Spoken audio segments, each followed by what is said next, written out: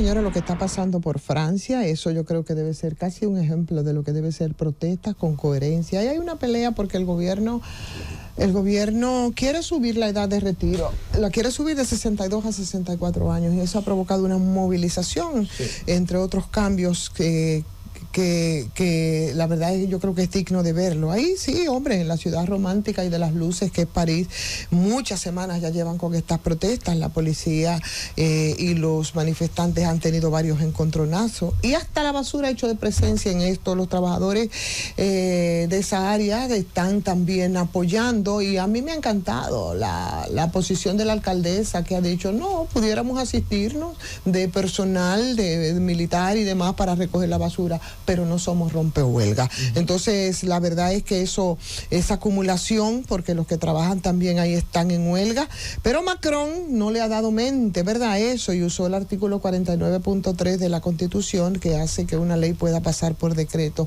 y con eso se vuelan, ¿no? El Congreso.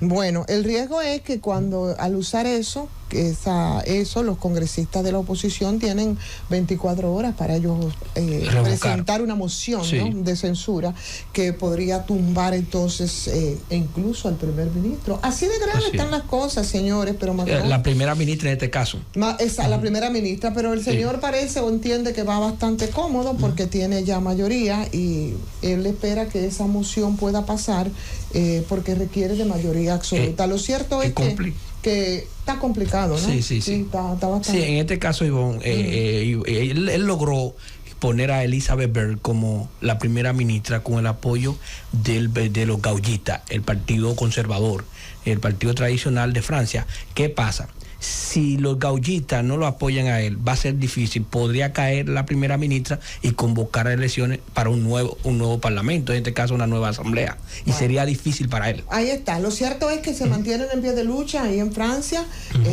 por algo que es legítimo, de 62 a 64, y con una firmeza impresionante. Si hacemos la extrapolación y comparamos, por ejemplo, con lo que pasó aquí en Navarrete, para mí bastante criticable. Y es criticable no porque la gente no tenga derecho a las luchas y a la reivindicación, señores, pero todo, absolutamente todo cambia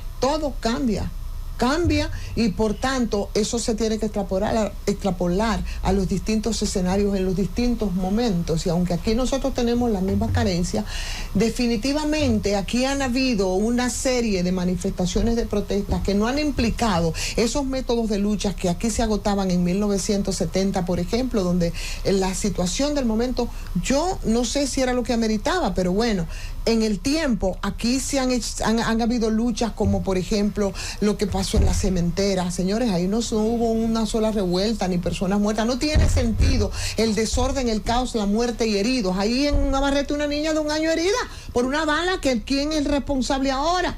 ¿De dónde salió? ¿Entiendes? Aquí se hizo la lucha del 4% y tampoco implicó esos enfrentamientos, pero sobre todo la movilización de millones y millones de personas a través de Marcha Verde, señores, y ahí no hubo esos enfrentamientos. Entonces, fueron contundentes esas luchas. La del 4% fue contundente, aunque hayan hecho todos los disparates posteriores, pero tuvieron que aplicarlo, Lo hicieron la cementera, que ustedes recuerdan que fue una lucha hermosa, pero en Loma Miranda.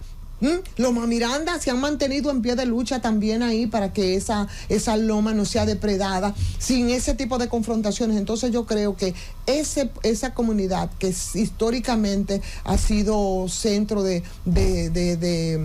protestas, que ha habido unos activos populares bastante con mucha presencia, señores, tienen que entender que no es verdad que exponiendo a la gente, tú no puedes obligar a la gente a cerrar su negocio a punta de cañón. Usted concientiza a la gente. No es lo mismo cuando una lucha es producto de la conciencia, de la necesidad, de la puesta de acuerdo, que todos se pongan de acuerdo en lo que son demandas colectivas para la gente. Entonces, eso es lo que ha pasado. Y la verdad, cuando tú ves lo que pasa ahí en París, y cuando tú ves esa conciencia de la gente, y así se tiene fuerza y las reivindicaciones se pueden lograr. Pero bueno, dicho esto, rápidamente, señores, mi pregunta: aquí no sabíamos lo que era el DERECAFTA.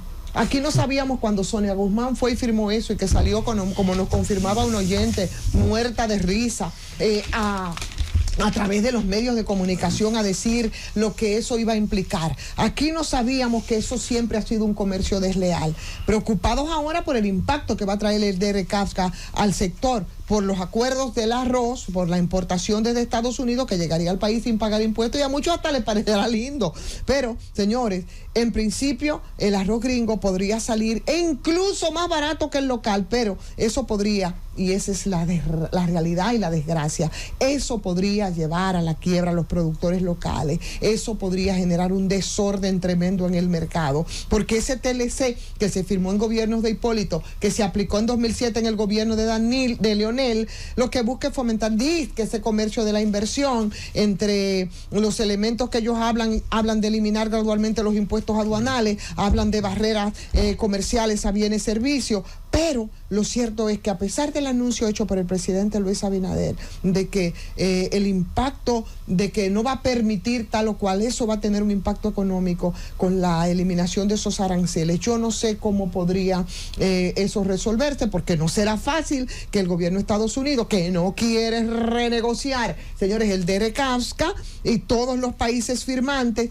podrían ponerse de acuerdo qué serían las condiciones. Sí. Entonces, la verdad es que eso parece que va bastante lejos, eso no va a ser tan fácil, y siempre, porque esa es mi gran pregunta, y ahí yo voy a terminar mi comentario, yo vuelvo y digo esto, como ha pasado con otras iniciativas, como pasó aquí, por ejemplo, cuando se iba a capitalizar las empresas públicas, todo se hablaba de, o cuando se iban a privatizar, se hablaba de capitalización y nadie entendía nada, pero todos aplaudían. Igual aplaudían cuando se iba a implementar la ley de seguridad social, que hoy recibimos el impacto de lo que fueron esos acuerdos, pero en ese momento nadie entendía nada y todos aplaudían, como aplaudieron a Sonia Guzmán cuando fue también con todo este tema del DRCAFTA y la incursión de República Dominicana. ¿Saben lo que va a pasar ahora? ¿Saben lo que va a pasar ahora? Porque es imposible que un arrocero de Mao, por ejemplo, pueda competir con Estados Unidos. Sí. Que si eso se permite, señores, ese sector productivo del país simple se va a ir a la quiebra.